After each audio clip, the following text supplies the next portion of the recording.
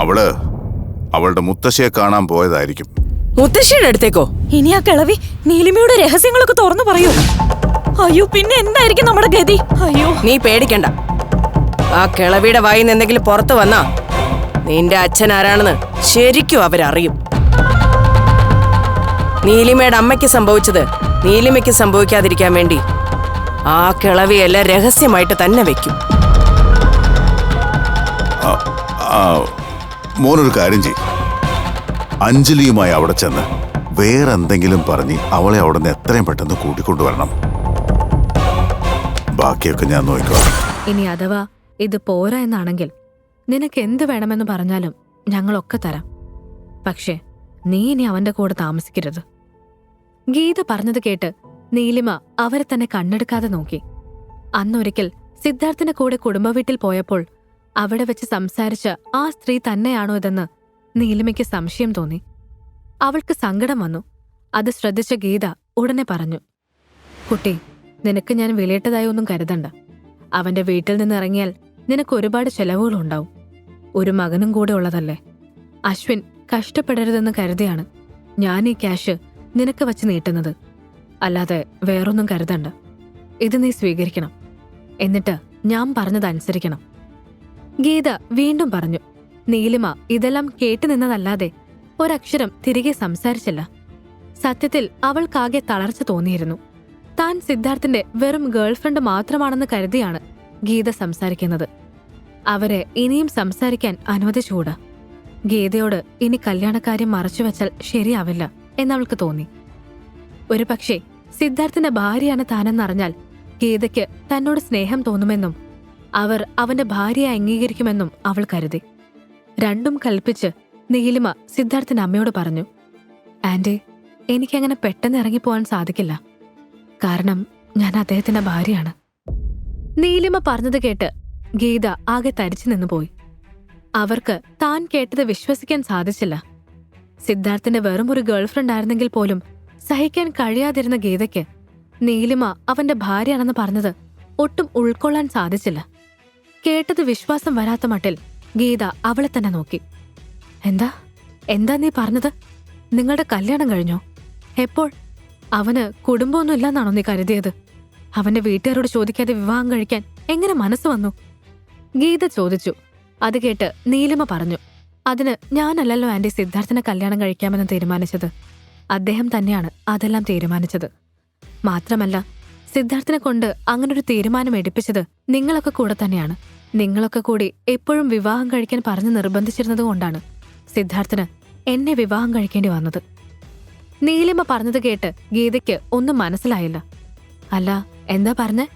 അപ്പോൾ നിങ്ങളുടെ ശരിക്കുള്ള കല്യാണമല്ലേ? ഗീത ചോദിച്ചു. നീലിമ അതിന് എന്തു മറുപടി പറയണമെന്നറിയാതെ നിന്നു. ഇതുവരെയുള്ള അനുഭവം വെച്ച് അത് ശരിക്കുള്ള കല്യാണമാണെന്ന് വെറുതെ പറഞ്ഞാൽ പോലും ഉറപ്പായും ഗീത വല്ലാതെ വിഷമിക്കും. അവരെ അങ്ങനെ വിഷമിപ്പിക്കേണ്ടെന്ന് ചിന്തിച്ചതുകൊണ്ട് നീലിമ സത്യം പറഞ്ഞു. ആന്റി പേടിക്കണ്ട, അത് ശരിക്കുള്ള കല്യാണമൊന്നുമല്ല. നിങ്ങൾ മറ്റൊരു വിവാഹം ആലോചിക്കാതിരിക്കാൻ ചുമ്മാ അദ്ദേഹനെ വിവാഹം കഴിച്ചതാണ്. അവൾ പറഞ്ഞത് കേട്ട് ഗീതയ്ക്ക് വലിയ ആശ്വാസം തോന്നി. അപ്പോൾ ശരിക്കുള്ള കല്യാണം അല്ലല്ലേ? ഓ, ഈശ്വരൻ കാത്തു. ഞാനങ്ങ് പേടിച്ചുപോയി. ഇനിയിപ്പോ കുഴപ്പമില്ലല്ലോ. നിനക്ക് അവനെ ഡിവോഴ്സ് ചെയ്താൽ പോരെ?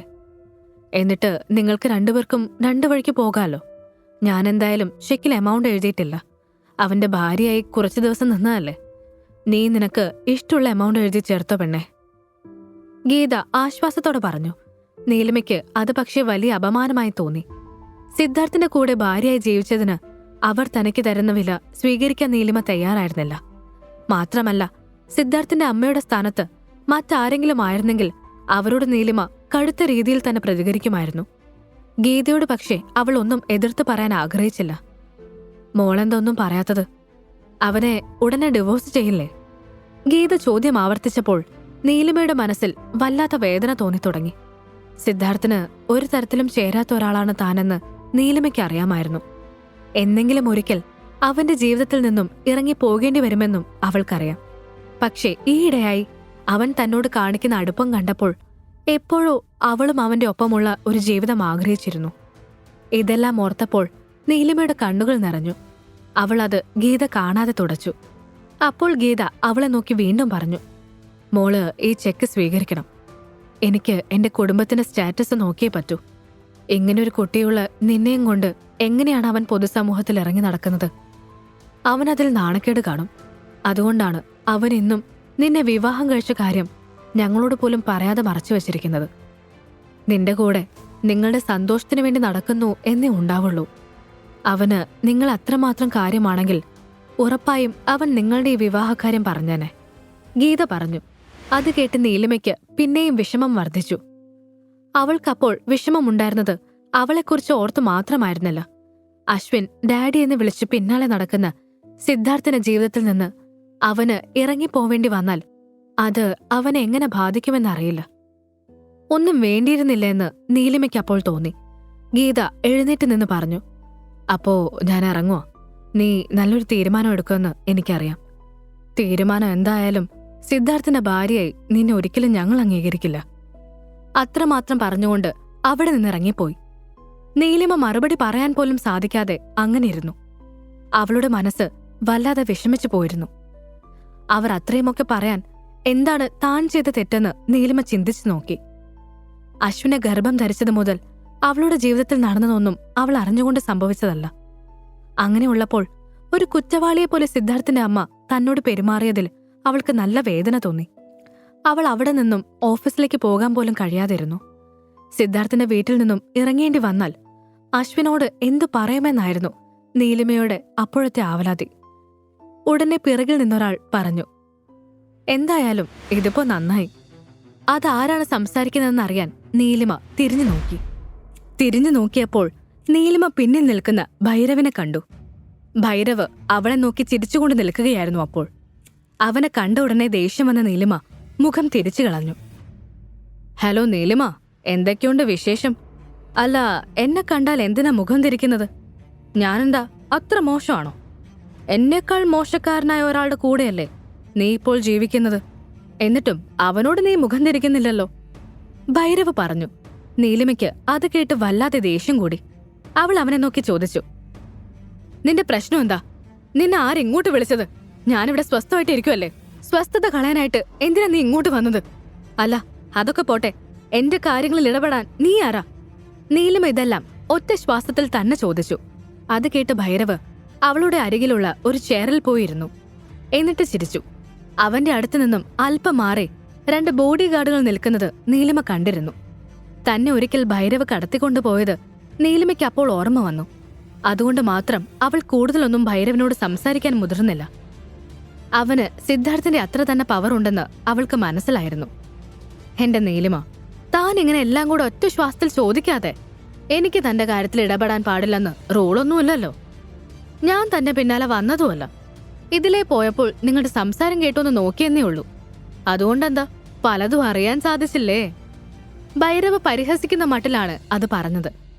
നീലിമ അവന്റെ സംസാരം കേട്ട് അവനെ തുറച്ചു നോക്കി. നീ എന്നെ നോക്കിയിട്ട് കാര്യമില്ല കുട്ടി. സിദ്ധാർത്ഥന്റെ അമ്മ പറഞ്ഞത് ഞാൻ മുഴുവൻ കേട്ടു. അവര് നിനക്ക് നഷ്ടപരിഹാരം തരാനല്ല വന്നത്. പാവം നീ. കോടിക്കണക്കിന് വില വരുന്ന ആ രാംദേവിന്റെ പേരിലുണ്ടായിരുന്ന സ്ഥലം നിനക്ക് കിട്ടിയപ്പോൾ അതും ഈ സിദ്ധാർത്ഥന് കൊടുക്കാൻ നീ തയ്യാറായി. അതുപോലും മനസ്സിലാക്കാതെയാണല്ലോ അവന്റെ അമ്മ പെരുമാറിയത്. അതൊക്കെ പോട്ടെ, കഴിഞ്ഞില്ലേ, നമുക്ക് പരിഹാരം ഉണ്ടാക്കാം, ഭൈരവ് പറഞ്ഞു. അവൻ സൗഹൃദം നടിച്ചാണ് പറയുന്നതെങ്കിലും അവന്റെ സംസാരത്തിൽ ഒരു പരിഹാസമുണ്ടായിരുന്നു. അത് നീലിമ ശ്രദ്ധിക്കുകയും ചെയ്തു. അവൾക്ക് അവനോട് പക്ഷേ ഒന്നും മറത്തു പറയാൻ തോന്നിയില്ല.